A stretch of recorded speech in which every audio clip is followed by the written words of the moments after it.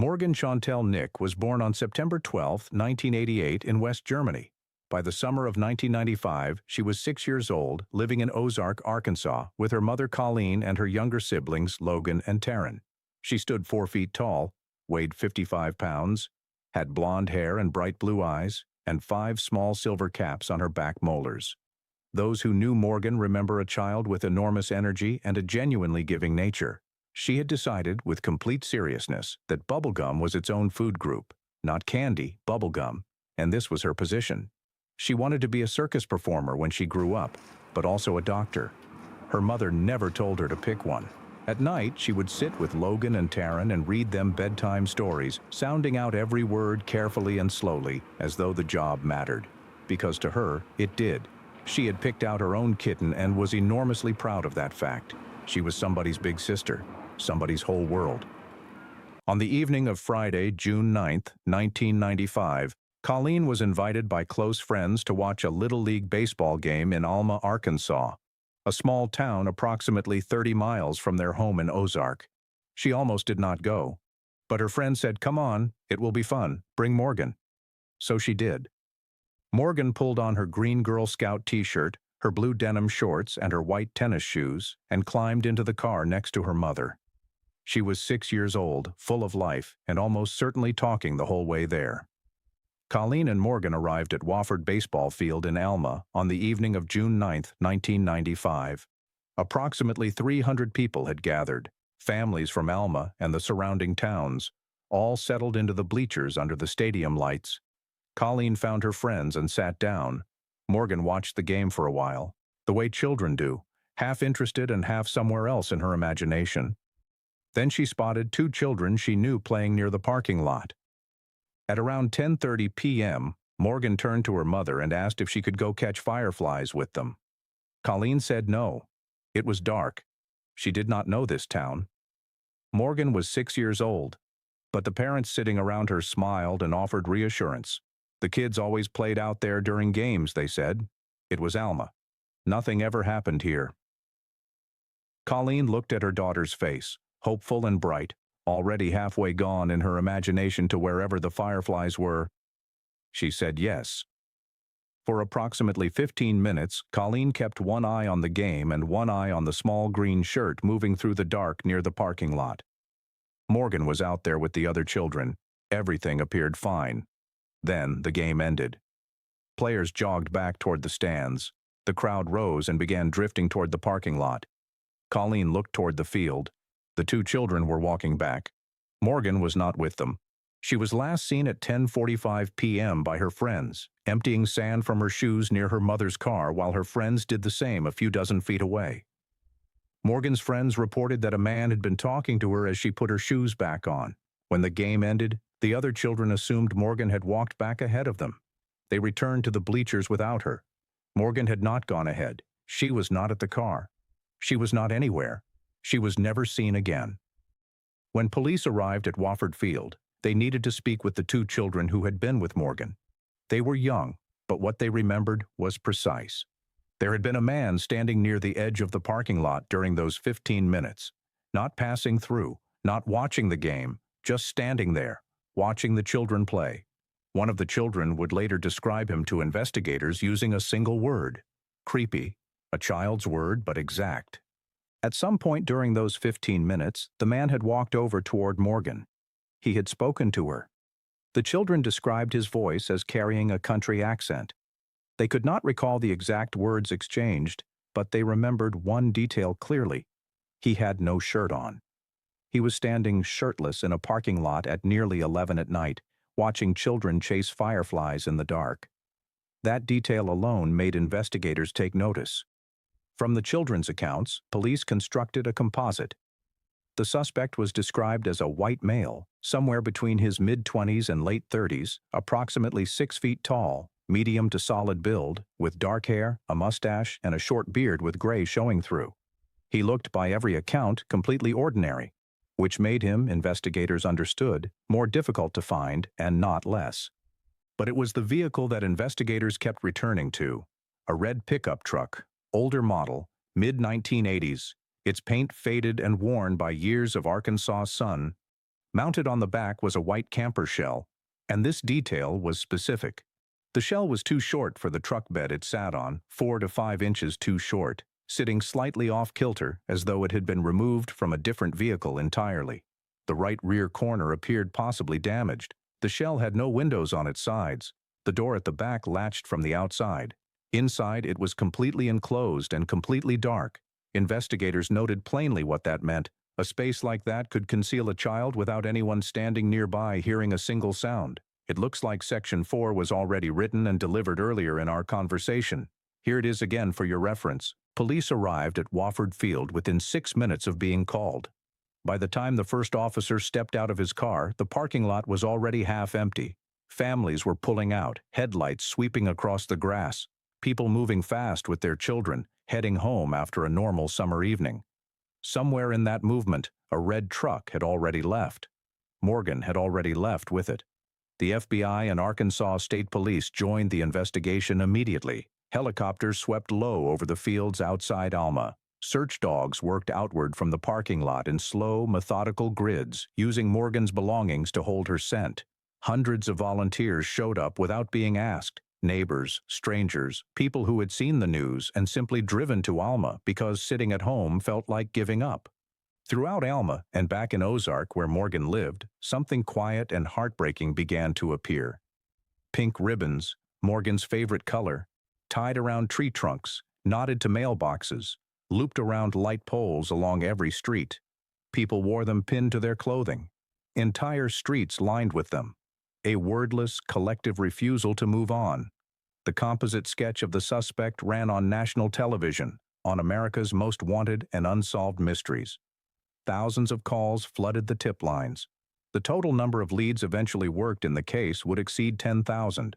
Nearly 250 sightings of red pickup trucks were reported across Arkansas and neighboring states. Every single one was followed up. Every single one hit a wall. Then, within 2 weeks of Morgan's disappearance, 2 more reports came in from western Arkansas. In one case, a man in a red pickup truck had tried to get a 4-year-old girl to come closer while her mother was inside a laundromat, driving away the moment the mother appeared. In another nearby town, a man matching the same description was reported for a similar approach toward a child who ran. Same build, same truck, same behavior. This was not a single impulsive act. This was someone who had done this before and who was still moving. Approximately 2 weeks after Morgan vanished, a call came in from Stuttgart, Arkansas, a town nearly 3 hours from Alma. A man claimed he had seen an intruder on his property trying to break into his car. As the intruder ran, the witness said he had a little girl with him, holding her hand. He looked at the composite sketch. He said that was him. Investigators moved immediately. A 10-square-mile search area was locked down. Officers went in on foot. Helicopters went back into the air. Dogs were brought in. Colleen Nick got in her car and drove. Because when someone tells you your daughter might be 3 hours away, you do not wait. You go. She arrived. She waited. For 16 hours, she stood in Stuttgart while officers worked every street, every yard, every field within that search zone. They found nothing. When investigators sat the witness down again, his story began to shift. Small changes at first, then larger ones. A polygraph was administered, then a second. Both returned the same result. Deception indicated. He eventually admitted the truth. He had seen someone near his car, but there was no girl. He had invented that detail entirely. He could not explain why. He was arrested for filing a false police report. Colleen Nick drove home with nothing but silence and 3 more hours of road. After Stuttgart, the investigation settled into something worse than chaos. Quiet. Tips slowed. Physical evidence remained non-existent. The red truck had vanished as completely as Morgan herself. Months passed, then years. The original investigators eventually retired. Every path that had once seemed possible was narrowing. By every honest measure, it looked like this case might never break. Colleen Nick responded to that reality the only way she knew how, by refusing to accept it and by building something lasting in its place. Colleen Nick could have gone home after Stuttgart, closed the curtains, and let the grief become something private and quiet. She did not. In January 1996, she stood in a room at the White House while President Clinton signed an executive order requiring missing children's photographs to be posted in federal facilities across the country. She had helped push for it, making calls, telling Morgan's story, refusing to let the momentum die. Then she came home to Arkansas and built something. She closed her own business, the one she had operated before June 9, 1995, before her life split cleanly into before and after, and founded the Morgan Nick Foundation. It was not a memorial. It was a working organization, one that sent trained volunteers to active search sites, supported families in the first desperate hours after a child disappeared, worked directly with law enforcement, and taught children across the state about personal safety.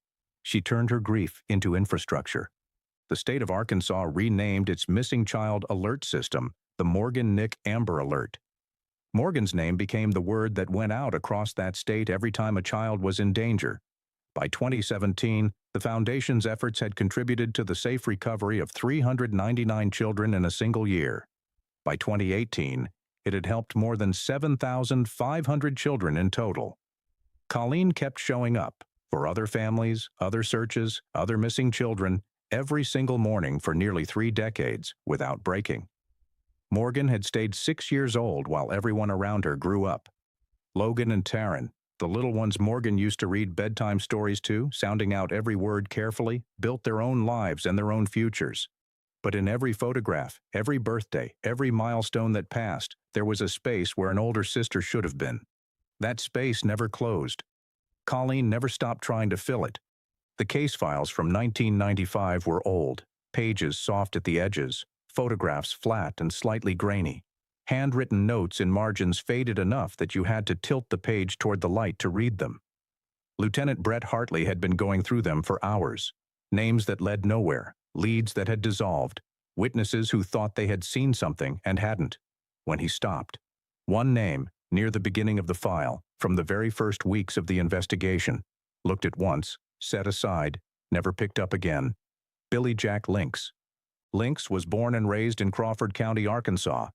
He had served in the United States Army and later worked at Braniff Airlines in Dallas, Texas, from 1962 to 1974. Steady employment, regular work history, the kind of background that makes a person appear stable on paper. In the late 1970s, he retired and returned to the area. In 1992, a prior criminal record involving a minor surfaced. He received a suspended sentence and court-ordered counseling. He complied.